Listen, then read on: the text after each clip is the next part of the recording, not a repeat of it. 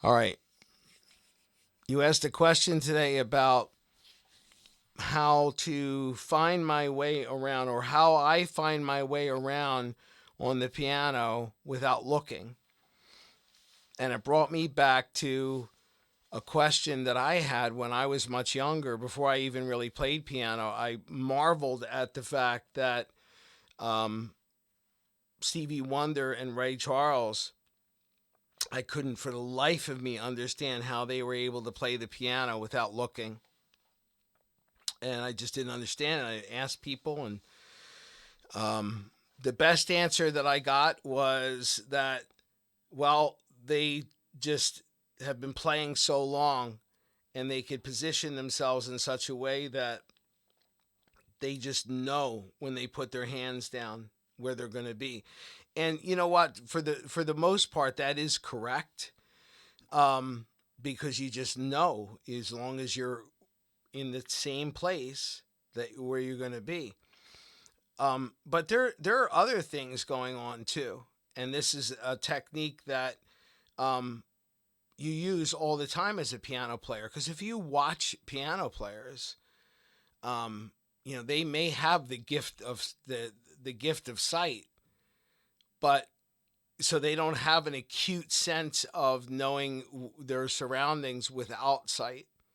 So why is it that they could play and keep their eyes glued on a piece of music or look around the room and hold a conversation and still be able to get around? Um, well, it's really kind of this crawling technique. So it's a combination of a few things. It's what I refer to as crawling. It's also a matter of economy of motion by using good, sensible inversion choices. And it's also, and this kind of goes hand in hand with the whole economy of motion thing, is not overlifting fingers. I see this happen a lot. I see a lot of overlifting. There's no reason to just lift your hands off of the keys. Um, so these are all. I'm saying the same thing, just three different ways. Crawling implies that we're not overlifting.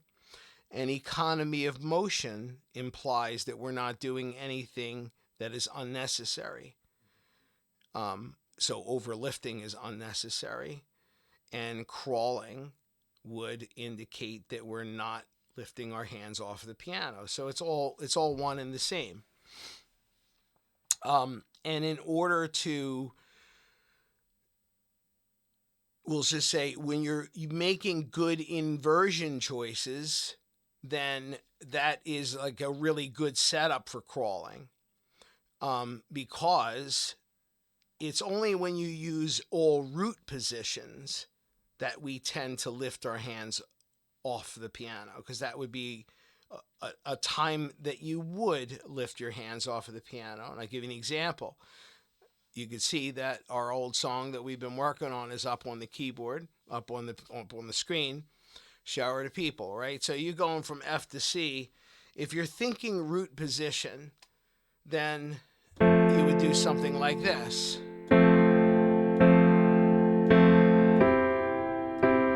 right? So that's maybe what you do now, right? You could play the game, you can act out the part. Now, there's tonal reasons where we may use root position in a song. And there'll be plenty of times where you would use root position in a song for a succession of chords, because that's what it's called for. So you could crawl your way along in root position by doing this. But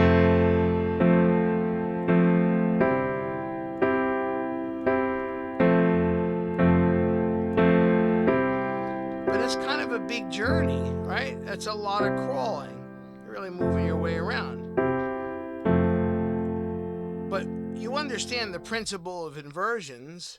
The principle of inversions is that you're not obligated to play the notes that belong in a chord in a particular order. So if you look at the notes that are in an F chord, F, A, C, and then you identify the notes that are in a C chord, you see that there is a note that's in common, and that note is C. Right? So what if you just keep your finger anchored to the C? So F, A, C, and then the next chord is E, G, C, E, G, C, F, A, C, E, G, C. So all you'd have to do is take the F and the A and move it to here, to E and G. So look at how easy that is. You don't have to look to do this at all. You could play the game, you could act out the part.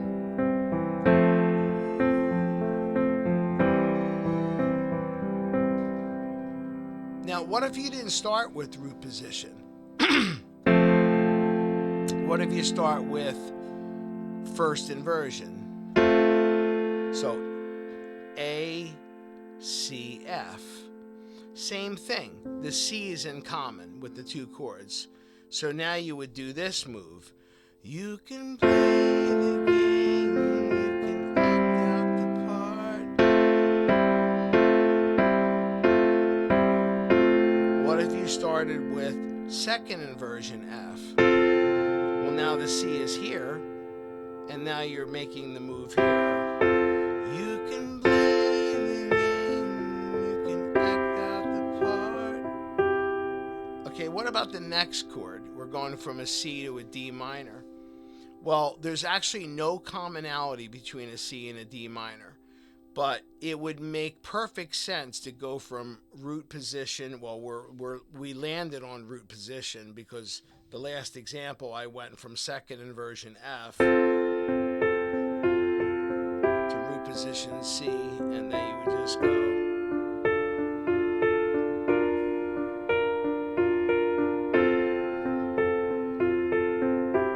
So whatever inversion you start on, or if you start on root position, there's a natural path that you follow. So if you wrote the chords out, and you can do this, you could experiment with this. I feel like I want to show you. So I think I could easily show you this if I could just get the right camera angle. Let's see if I could get the right camera angle here. This is like a little experiment that you could do. So you take the chords and shower the people. So the first chord's an F, right? So you go F, A, C. And then the next chord is C. So you have E, C, E, G. And then the next chord is D minor, which is D, F, A. And then the next chord is B flat, D, F. And then it goes to an F again, F, A, C. And then C, E, G. It's just kind of repeat. So what you'd want to do here is identify the commonality between the chords. You could draw a line. So you go C, C, right? Right. And then here, there's no commonality here, and that's fine. So you go D, D. And then what's the commonality here? We have F, F. And then commonality here, we have C, C. And in many cases, there will be multiple points of commonality that you could locate. So whatever inversion you start on, it doesn't matter. These same points of commonality are going to exist. Now, there will be a point where it won't be a clerical task to figure this out. In the beginning, you could take that approach and you could, turn it into a clerical task. Right. But eventually, it will be a musical task. It'll be an actual like tonal thing. Your ear will hear it. And here's the cool thing. Right now, what I'm doing is I'm talking about, how to minimize your movement so that you don't have to look at the piano. But what about what it does for your ear? I want you to listen to the difference between what the chords sound like if you play root position, and then if you play it where you actually honor all of the closest inversions, how one just has a more cohesive quality than the other. So here we go.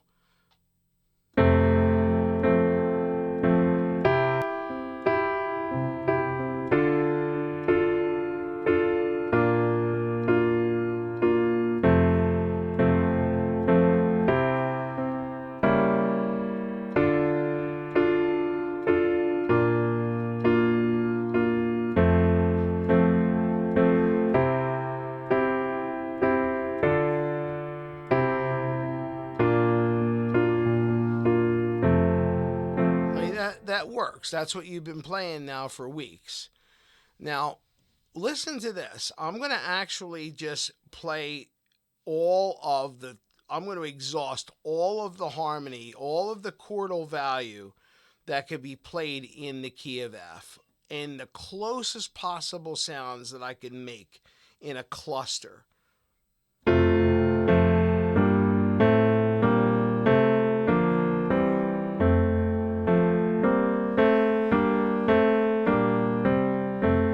Play it with the littlest movement I could possibly make.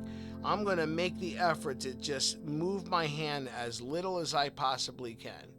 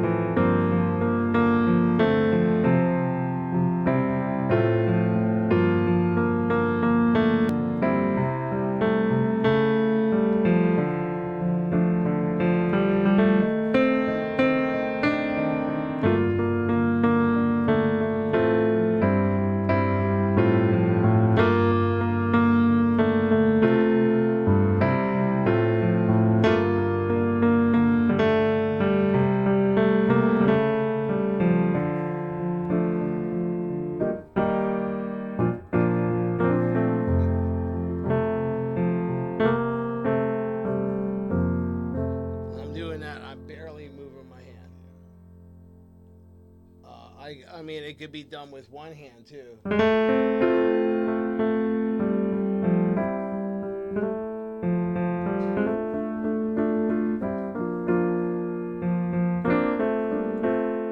So the of these tonalities are in reach.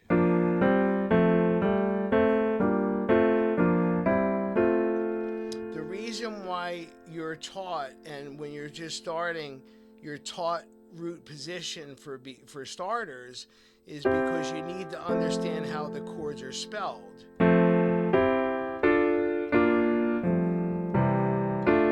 Now, if you're on board with really kind of getting the inversions down, this is kind of a game changer for you, because just by just asking the simple question, how can I do this without having to really look? Or you ask me, how were you able to move around without really seeing? Well, not to say that, guys are, this was really to prove a point, because you won't see me play where I'm confined, right? Because I want to offer all the beauty and tonality of the keyboard, right? But this was to show you how it can be done with minimal motion. But that was a little bit lifeless, because I was I was trying to give you as much life as I could without moving. All right. So what I want you to do, though, is I want you to learn how to play these inversions so that you can be a little bit less consumed with having to, where do I go? But it's not even just for that. What I just showed you is the cohesive nature in the sound when the harmonies just move minimally. You just move what you have to move. Right. And just, and we mentioned this before, take a lesson out of take a page out of the book of what you have been doing your whole life in your vocal groups. You don't have anybody make any unnecessary moves.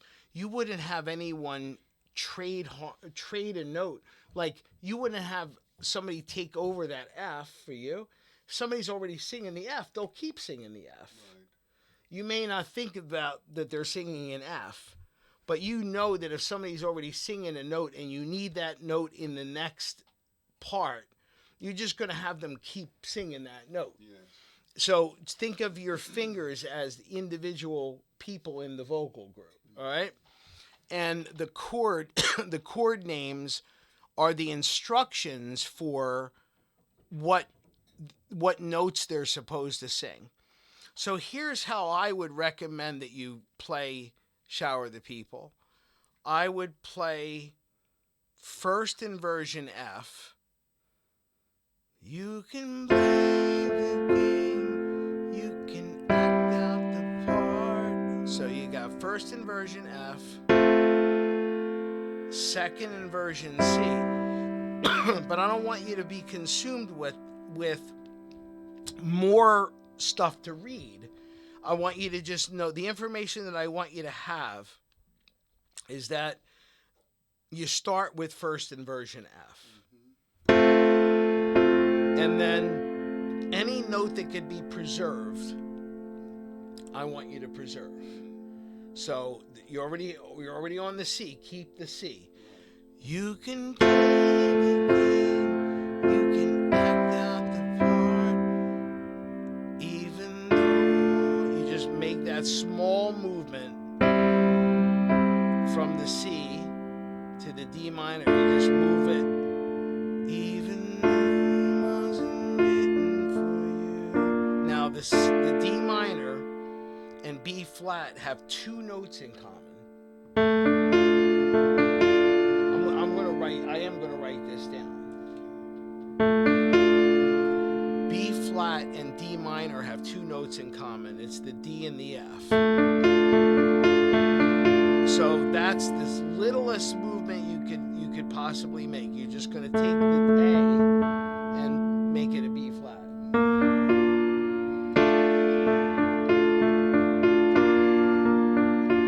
And then it goes to the F again. So from the B flat, there's the F that's in common. Tell me how you can stand for the moment. F and C again. And then G diminished has the G and the E in common with the C. Now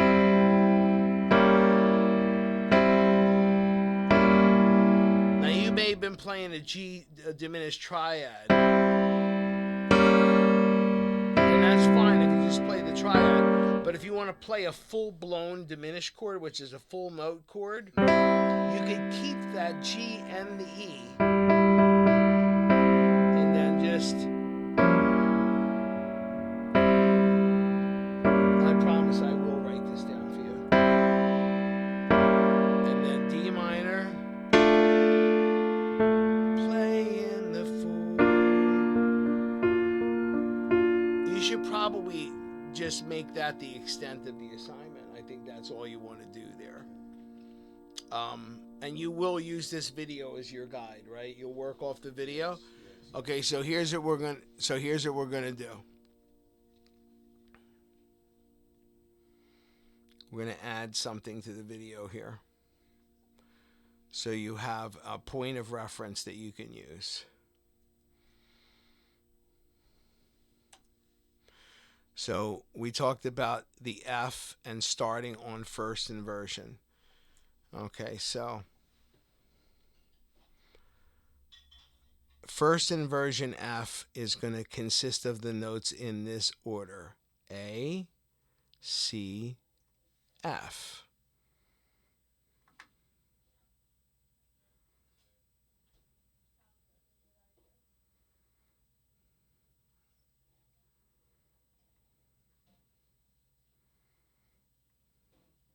Since we're not using this part of the keyboard, I'll put it down here. All right, A, C, F.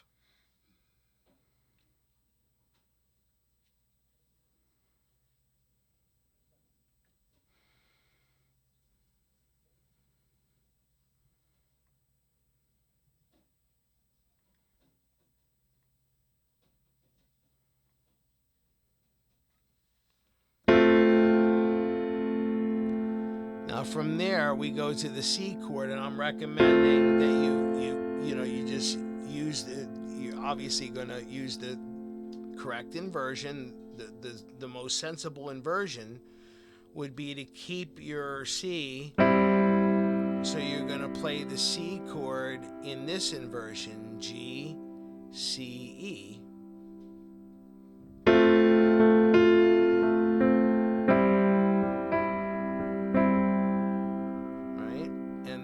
Going to go to D minor. There's no commonality, so you're going to play A, D, F. And then the next set of chords, or the next chord, the B flat, has 2 points of commonality. It has the D and the F. Right, so now you have the visual there, right? You can see that the D and the F share that with the A chord, right? With the B flat chord, the F chord. All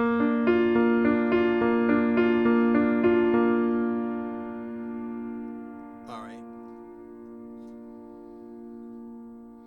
Let me make this a little smaller, so we're not stepping on where I'm playing.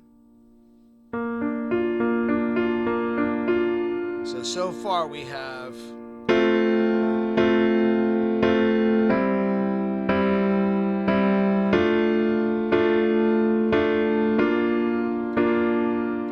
now, doesn't that sound almost like the way a vocal group would harmonize? Listen.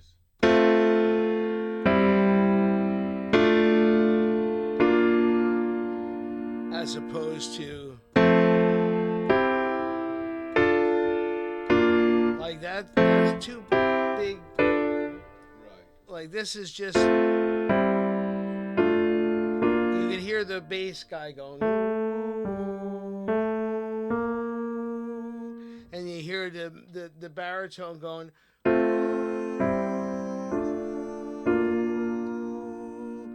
and then you hear the tenor going,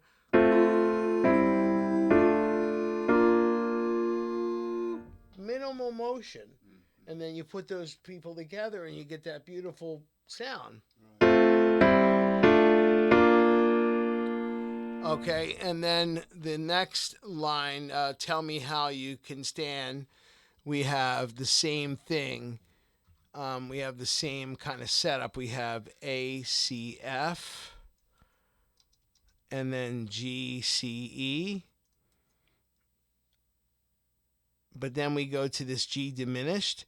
And I think I am going to give you the full diminished chord, which is going to be like this: G, B flat, D flat, and E. Now look at the commonality. You're playing G, C, E. And so the ends of that chord, G, C, E, are G and E. And then you're just sandwiching between that G and the E, a B flat and a D flat. So that's really nice economy of motion. Notice I'm only playing with my right hand too. That's how I recommend that you do this assignment. And then D minor. So I'll go to the next line. D minor. So we're doing the inversion A, D, F. And then B flat, D, and F for the B flat chord. So now you're looking at all these letters, and it looks like some crazy Scrabble game or something, or some kind of like crossword puzzle. But just know that what I'm doing is I'm spelling out the chords that are on that paper. Right. I took it up to the word fool. But if eventually you'll know these inversions, but also, and this is what I'm getting at, if you start on an inversion, whatever inversion you start on, you're going to just take a sensible path. I'm suggesting you start on first inversion, but that was an arbitrary choice on my part. You could have started on second inversion or root position. It wouldn't have mattered, because each one of those starting points will have an equally sensible path to follow. Make sense? Yes. All right, I'm going to play it for you one more time as you're looking at your screen. Okay. What I'm going to do is I'm going to put this on the other monitor so you can see it nice and clear.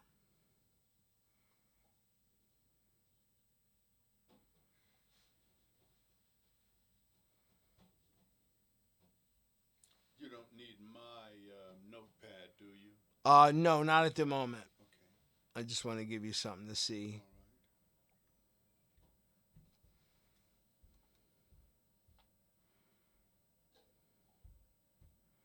I just wanted to kind of give you something to look at right now. Okay. That's the kind of like resolution that I would love for you to have at home, so you could really see what's going on. But okay, here we go.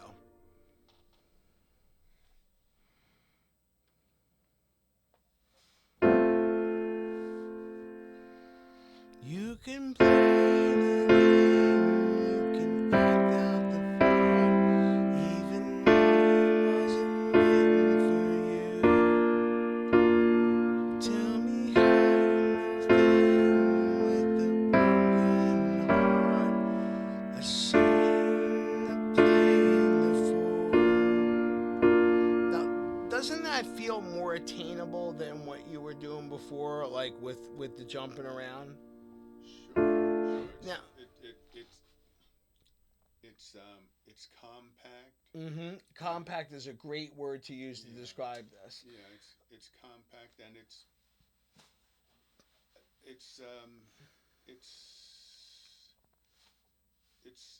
it's melodic.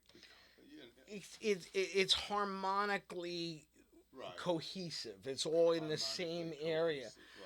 Do you also recognize too that if I had given it to you like this from the beginning, that it would not have spelled the chords in a way that it would have taught you like what makes the chord the chord.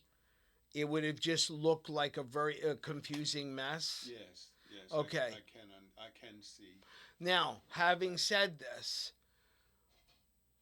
are you comfortable with from here forward bypassing the necessity of teaching you the root position for these chords and taking you directly to the inversion? Or do you think that you would be missing something important in the process? Like, is it worth trying to save a step and taking you directly to this, for the benefit of economy and motion? I would lean to your judgment. All right, let me think on that. Okay. Because what's going to happen here now, because I feel that a very important part of ear training is to be able to hear the bass line underneath songs. I think it's like the foundation to ear training. Hmm. Like as far as accompaniment goes. Like I want you to be able to hear this. You can play the game, you can act out the part, even though it wasn't written for you. Like when you were in your vocal groups, did you ever find yourself assigning the bass part to your bass singer? Like if your bass singer didn't have a great ear, Um, were you I able to tell him I like, could have done that. right, Yes. okay. So can you hear how that's the bass Oh line? yes. When Right? you were explaining it, it was kind of foggy. But when you played it, then I know that I can hear that as the group is Right. singing. And Wanye from Boys to Men, I right. worked with him a few Oh, times. did you? Yeah, and he was telling me a story about how the Boys to Men didn't always have their bass singer. It was like Right. He's this. not there now. He left. Right, right. So Hmm. he was telling me that they were in Kappa in Philly, and that he was like the bass singer was like in the stall in the bathroom, Hmm. and he had like he had that sound, like he had that resonant quality, Hmm. and they were like, damn, that's our guy.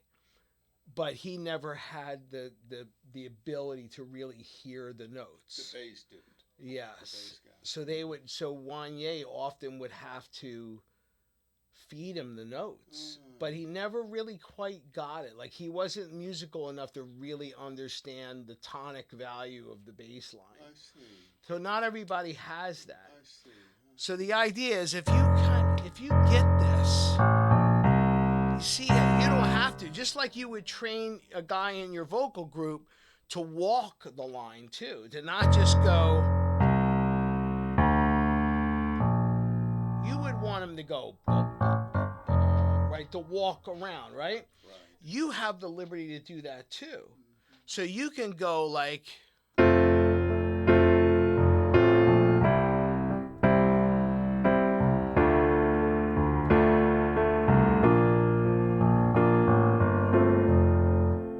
right? And that's the freedom. I'm trying to build a sense of you using what's in your brain because I know these sounds are in your brain. Hmm. I want you to learn to have your fingers cooperate.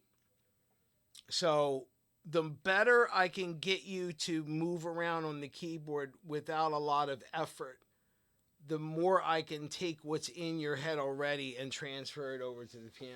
So anyway, that's the lesson in using inversions to try to gain more fluency on the keyboard. Right. Right. And I would like, that's why I gave you this small section today. I'm hoping that we can make Okay. this work. Do you feel like this could be useful to you? Yes, I do. I'm very interested in knowing how far I can take it. How the what kind of adaptations I can make to it. Yes. Uh, so as to vary. Every And song is a combination of all of the chordal tonality that you could get out of a scale, which is what I was demonstrating earlier.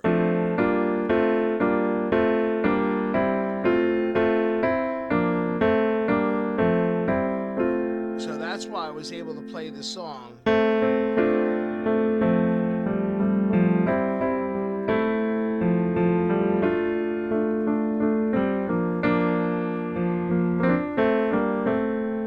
Right? So any song that you name, I could do this and without moving my hand. So you could play an entire song without moving your hand. Just think of what you could do if you can move your hand. So that's the idea of you just kind of understanding just the foundational chordal value of the scale degrees in all the keys, and then you could then songs, it won't be a mystery to you. Any other song that we're working on. Um,